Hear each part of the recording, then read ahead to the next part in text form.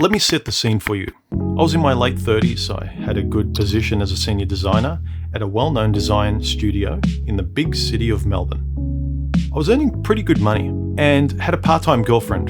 Didn't really connect with her that much, but who cares, we both had fun. I was a semi-free bachelor at the time, and if any guy was looking at my life on paper, it was objectively something to envy. It really was. Even if today, another man described his life like I had back then, and he was enjoying himself, I'd shake his hand, I'd congratulate him, and I'd tell him to enjoy it. While it lasts. Because here's the thing. Yes, I'm going to say the cliche thing here. I'm going to say enjoy it while it lasts, buddy.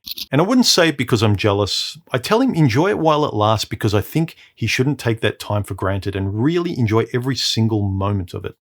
Because everything, in the end, loses its initial feeling, like it did for me.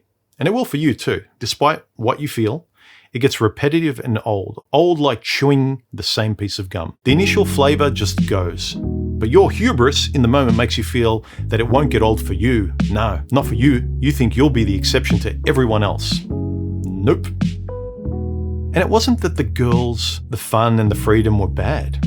No, not at all.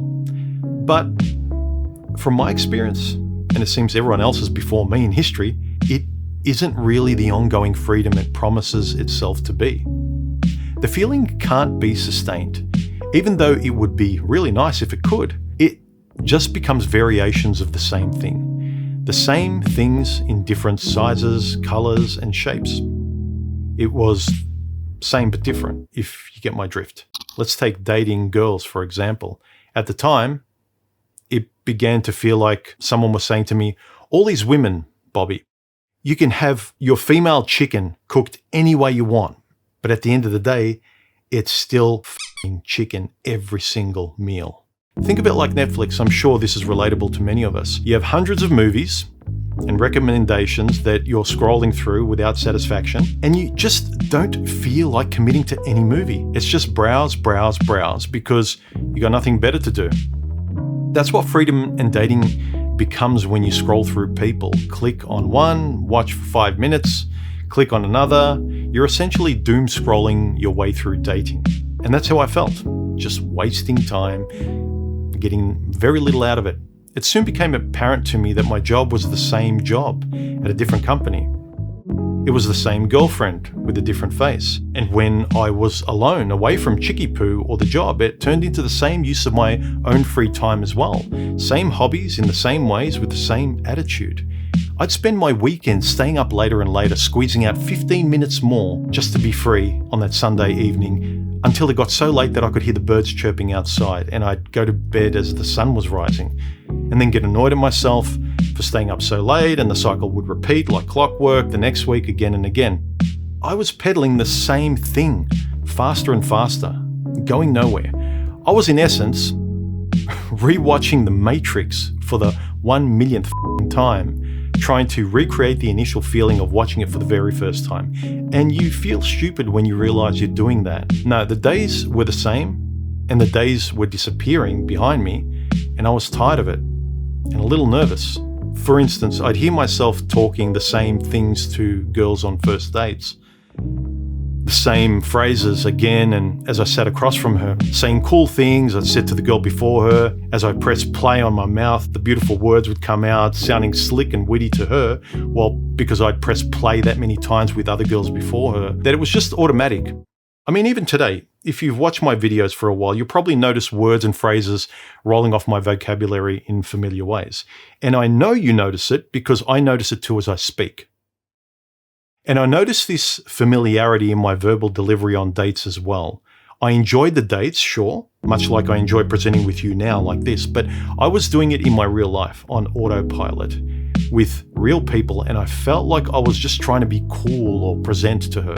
Where a new girl almost became an audience of one instead of thousands of you listening to me here, and I'd be fishing for a like from her on a date. It's figuratively like taking a video of myself on a date and showing it to one person, getting a hormonal like from her, and then going to the next person and getting a like from them, and so on.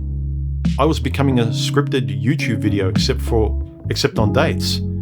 I was some dumb act on stage with a routine. I also noticed that the next girl felt like deja vu to me too. And not because all girls are the same, as the dude bros online like to tell you.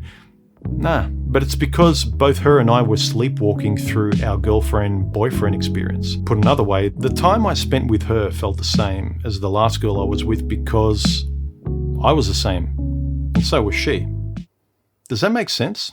Michael Sarian once said in an interview, and I still remember hearing this years ago while I was jogging one day with my headphones. He said something like, "It's not experiences themselves that need to be refreshed or renewed, but rather the eyes of the experiencer that need to be refreshed and renewed."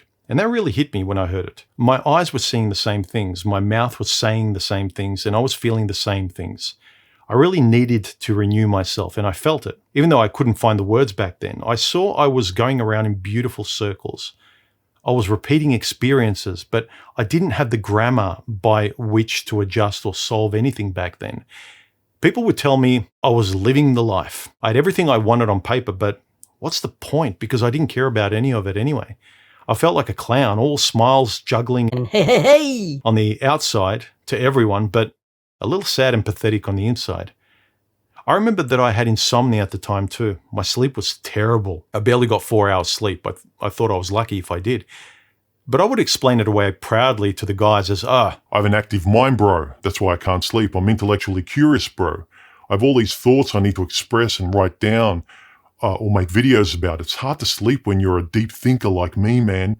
Consider yourself lucky you're not cursed with my wired brain, man. But that wasn't really the case.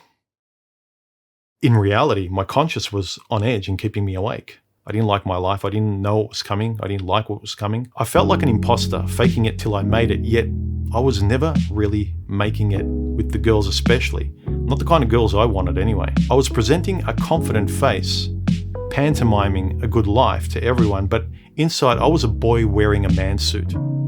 I was driving fast, making his friends laugh, making his girlfriends come, and despite my life looking like a bachelor's theme park, as I moved from one ride to another, I wasn't particularly excited about anything. Not really. Not in any meaningful way that I was proud of.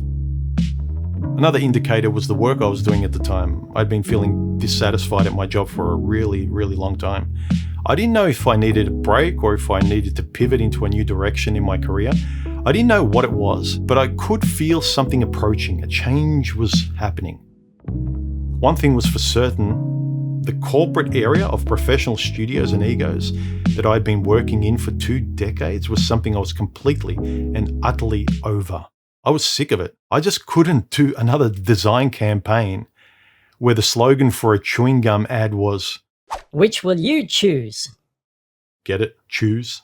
In the boardroom, they'd be high-fiving each other over these cringy ideas, while I'd be rolling my eyes thinking, what am I doing here? I guess it was a buzzkill in their eyes, but it was like hearing the same joke from your grandfather for the 100th time. The shallow office chit-chat gets old really quickly, especially if you're an artistic soul like I was and still am, who's always looking to explore, create, and grow and have a little bit of fun and not just repeat. Maybe I was having a midlife crisis at the time. I don't know what it was. Either way, it was happening to me at the time. I wanted something real. I was about to pop if I didn't get something unpolished and honest. And to tell you the truth, I wanted my life to pop. I wanted it all to stop. That rhymes. I wanted to smash my synthetically perfect life on the ground. And then the perfect time came. My contract with the studio had come up for renewal, and they offered me yet another extension for another year, as tended to happen. But this time, I said no. I did the right thing by my values, what I said I would do. I didn't take the easy money this time. I just didn't feel like handing over yet another year of my life that I'd never get back, just for a few extra zeros in my bank account, that I'd just blow away on junk anyway. All the usual fears whispered in my head too. Things like, "You can't quit, man. This is a good job. What if you regret it later and you never get another opportunity like this? Play it safe. You're throwing away gold." But when I stepped back and looked at what was stressing me out in my life and what I actually felt, I knew I'd done the right thing. I needed to unplug. I just felt like standing still for a while. Maybe for a long while. Maybe I didn't know what I wanted, but I sure as hell knew what I didn't want anymore. That was 100% clear. And I thought, let's be real.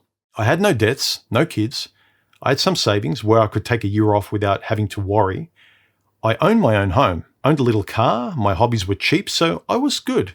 And so the only thing stopping me from taking a needed break was fear, or what other people would say, which amounts to fear anyway. And oh boy, some did have something to say about me quitting, particularly my girlfriend at the time. Her face went blank when I said to her, I'm quitting my job. I'm quitting, don't know what I'm going to do, no money's coming in. And a few weeks after I quit, she broke up with me. Because in her eyes, the relationship wasn't going anywhere. Funny that our relationship stopped going anywhere as soon as my job stopped going anywhere. But okay, in all seriousness, I understand women need to feel secure with a man, I get that. But I was still the same guy, just without a job now. But she said, I don't love you anymore, and that was that. And in a weird way, her betrayal made me even more sure that I'd done the right thing, because I had left my job because I wanted to spend my time and attention on things and people that I really cared about and that were important to me. I wanted to be real about things again, to get rid of the showy synthetic veneer that my life was. I wanted to feel excited about things again, and my ex just became like the job I just left, part of my past that I no longer wanted, because I wanted meaningful things now. All the fake people and fake things could just go to hell. They weren't for me anymore. Smashing my life on the ground like a vase was the best thing I did. It gave me clarity. It was freeing. I spring cleaned my life and only put back the things that meant something. And the beauty of this minimalism is that your life is very basic now. You know what your life is and you know who you are. There is nothing else. So I'd recommend it to anyone, especially anyone who's older and feeling like they're bored or going through the motions, and your thoughts keep you up at night and you feel like something's got to change, but you don't exactly know what it is. I'd say take a break and figure it out. I mean, what's the worst that could happen? Do it. If it's gnawing at you, if it's keeping you up, I mean, is your life so brittle, so on the edge of a knife that any misstep would destroy it completely? Where trying something different to your boring Tuesdays would cause your world to implode? Come on. Because if you do it, your life may get very clear very quickly, and maybe that's what people are scared of, that you probably will need to let go of the past once you've seen what's real.